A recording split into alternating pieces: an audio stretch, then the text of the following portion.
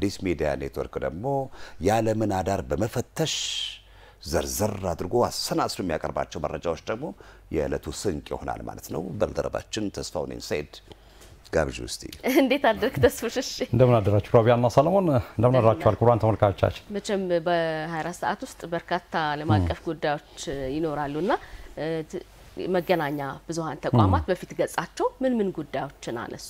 አዎ በ24 ሰዓት ውስጥም በ48 ሰዓትም ውስጥም አንዳንድ ጉዳዮች ደግሞ የማይሞቱ ዜናዎች አሉና የሚቀጥሉ ምናምን ጉዳዮች አሉ። በርካታ ዓለም አቀፍ ሚዲያዎች በፊት ገጾቻቸው በርካታ ጉዳዮችን ይዘው ወጥተዋል። የምስራቅ አፍሪካዊቷን ሀገር ሩዋንዳን የፖል ካጋሜንና የምዕራባውያንን ጉዳይ ላነሳሳና እንግዲህ እንደምታስታውሱት ከቀናት በፊት በሩዋንዳ የዘር እልቂት የተፈጸመበት 31ኛ ዓመት በኪጋሊ መታሰቢያ ሜሞሪያል ማለት አኒቨርሰሪ ባንለውም እንዴት ነው መታሰቢያ የተከናወነ ነበረ። በዛም ወቅት ታዲያ የሀገሪቱ ፕሬዝዳንት ፖል ካጋሜ በጣም ቁጣ በተሞላበትና በንዴት ስሜታዊ ሆነው የተናገሯቸው ጉዳዮች ነበሩ። ያንን ነገር ይዘው በርካታ ሰዎችም የምዕራብ ዓለም ሚዲያዎችም ያንን እያራገቡት እንበለው እያነሱት ይገኛሉ። እንግዲህ እንደሚታወቀው ሩዋንዳ ምዕራባውያን ሀገራት እንግዲህ ማዕቀቦች ይጣሉባት እንደሆነ ይታወቃል። በዚህም የሩዋንዳው ፕሬዝዳንት ፖል ካጋሜ ሩዋንዳ ላይ ማዕቀብ የጣሉ ሀገራትን ወደ ገሃነም ሂዱ ያሉትን ነገር እንደ ሊድ አድርገው በጣም እየጮኸ ያለበት ሁኔታ ነው ያለው። just go to hell ብለው ነበር ደጋግመው ነበርና በጣም ተቆጥተው ነበር በወቅቱ። እናንተ የራሳችሁ የውስጥ ጉዳያችሁ ላይ አተኩሩ፣ የውስጥ ጉዳይ አላችሁ፣ የኔን ነገር የሀገሬን ነገር ለኔ ተውልኝ።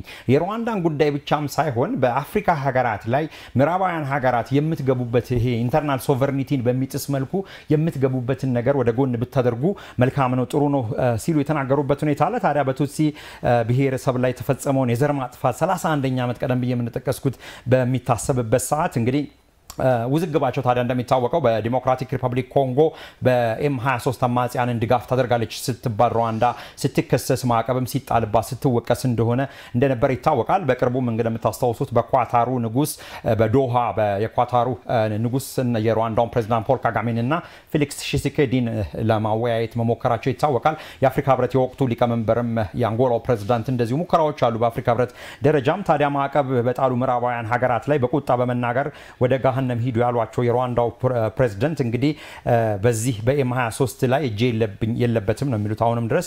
እንግሊዝ ጀርመን እርዳታ አቋርጠዋል፣ አሜሪካ ማዕቀብ ጥላለች፣ ካናዳም የአውሮፓ ህብረትም እንዳጠቃላይና የሳቸውን ንግግር ወስደው በርካታ ዓለም አቀፍ ሚዲያዎች በፊት ገጾቻቸው የሩዋንዳውን ፕሬዝዳንት ጉዳይ እያነሳሱ ይገኛሉ። ዋና ዓላማው ግን እኔ የራሴን ጉዳይ በራሴ እፈታለሁ፣ እኔ የምሰራውን ነገር እማቅነኝ፣ በውስጥ ጉዳያችሁ ላይ ብታተኩሩ ይሻላል አይነት ነገር ነው።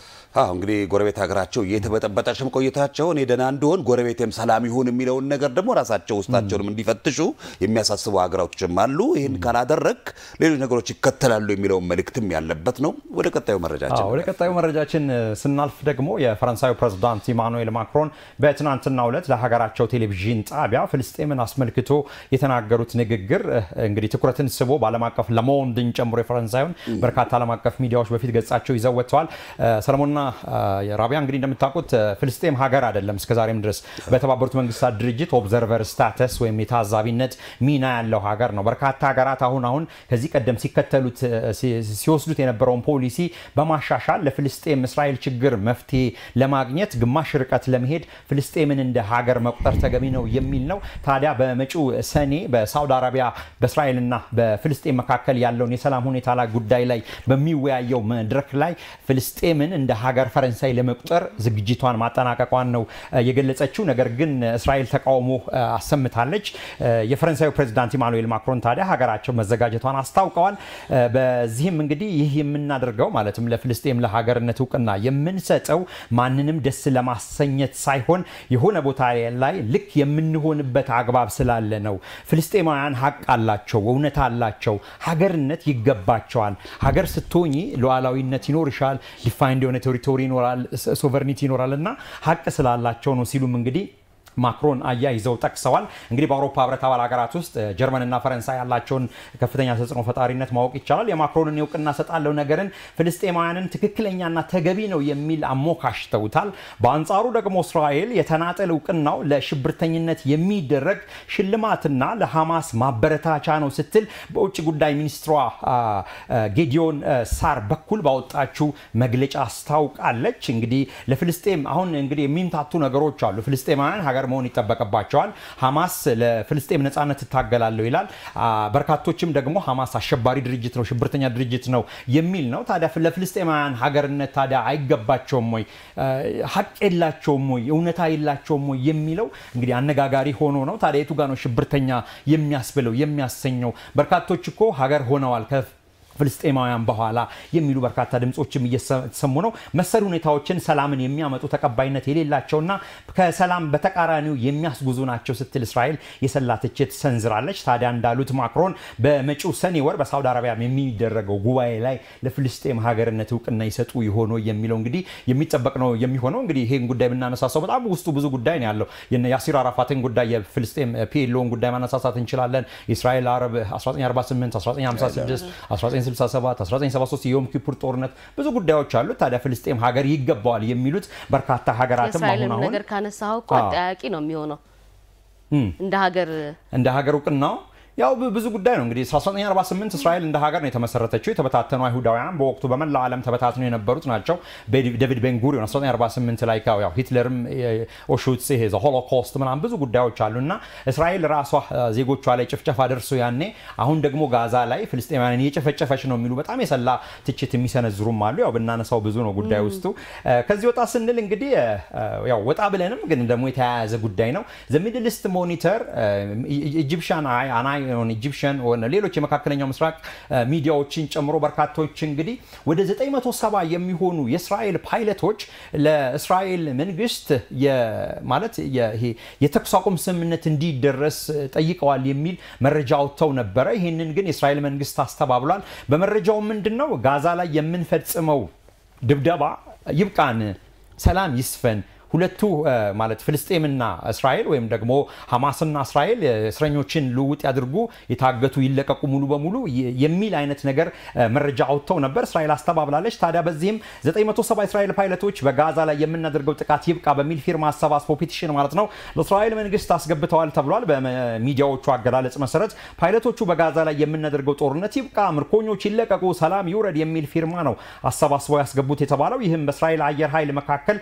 ክፍፍል ፈጥሯል የሚል መረጃ ወጥቶ ነበር። ነገር ግን እስራኤል ይህ የተባለው ወደ 1000 የሚሆኑ ፓይለቶች ተኩስ አቁም ይደረግ የሚልና ፔቲሽን አስገብተዋል የሚለው ከእውነት የራቀ ነው፣ ሐሰተኛ ነው ብላለች። እንግዲህ ፓይለቶቹ በጋዛ የሚካሄደው ጦርነት የፖለቲካ ጦርነት እንጂ ለጸጥታና ሰላም ሲባል የሚደረግ ጦርነት አይደለም ማለታቸውን እነዚህ ዓለም አቀፍ ሚዲያዎች በፊት ገጻቸው ይዘው ወጥተዋል። የጋዛውያን ሁኔታ የወራሪዋን ብለው በሚጠሩት እሳቸው እስራኤል እየፈጸመች ያለችው ጥቃት ልክ አይደለም የሚል ነው። እንግዲህ እንደምታስታውሱት ሁለተኛው ዓለም ጦርነት እንዲያበቃ የዩናይትድ ስቴትሱ ፕሬዝዳንት ያኔው ሃሪ ቱሩማን የጃፓን ሁለቱ ከተሞች ሂሮሺማና ናጋሳኪ የዘፋትማን እንደ ሊትል ቦይ የሚባሉት ላይ ከወሰደችው 3 እጥፍ ይበልጣል የሚል ነው አቶሚክ ቦምቡ ጋዛ ወደ ፍርስራሽነት የተቀየረበት ሁኔታና በምስሉ ላይም እንደምንመለከተው እንግዲህ በርካታ የጋዛ አካባቢዎች አሁንም ከተኩስ አቁም ስምምነቱ በኋላም ነገሮች እየተካረሩ የሄዱበት ሁኔታ ነው ያለው።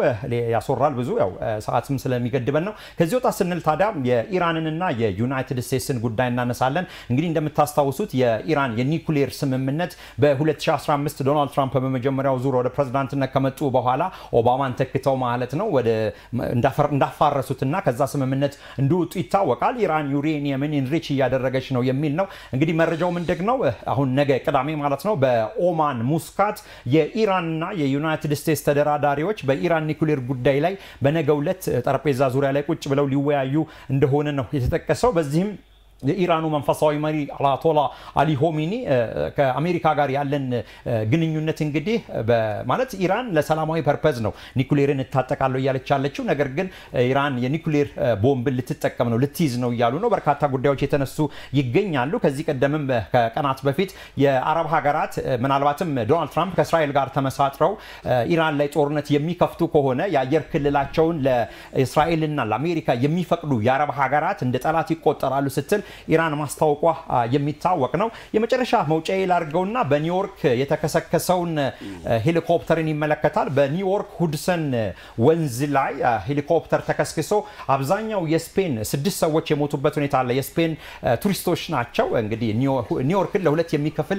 የሁድሰን ወንዝ እንደሆነ ይታወቃል። በዚህም 6 ሰዎች መሞታቸውን ሲኤንኤንን ጨምሮ አሁን ከሰዓታት በፊት ስቱዲዮ ከመግባቴ በፊት ያየሁት መረጃ ነው። እንግዲህ በኒውዮርክ ሁድሰን ወንዝ ነው እንግዲህ የስፔን ቱሪስቶች ናቸው 6ቱ የሞቱት አንዱ ሄሊኮፕተር አብራሪውን ጨምሮ የሚል ነው። እንግዲህ ለማለዳው ካስኳቸው አበይት ዓለም አቀፍ መረጃዎች በፊት ገጾቻቸው ምን ዘገቡ መረጃዎች መካከል ሰለሞንና ራቢያ እነዚህን ይመስላሉ። ተመልካቾቻችንን ማመሰግናለሁ። መልካም ቀን ይሁንላችሁ። ተስፋውን ሰይድ ከልብ እናመሰግናለን። አዲስ ሚዲያ ኔትወርክ ኤሜን የማለዳ የዓለም አቀፍ መረጃዎች በእንደዚህ መልኩ ከነ ታሪካዊ ሁኔታዎች ተሰናስሎ የሚቀርብበት ልዩ ቴሌቪዥን ጣቢያ መሆኑን በዚህ አጋጣሚ መግለጽ እንፈልጋለን። እንዲህ ነው ዓለም አቀፍ መረጃ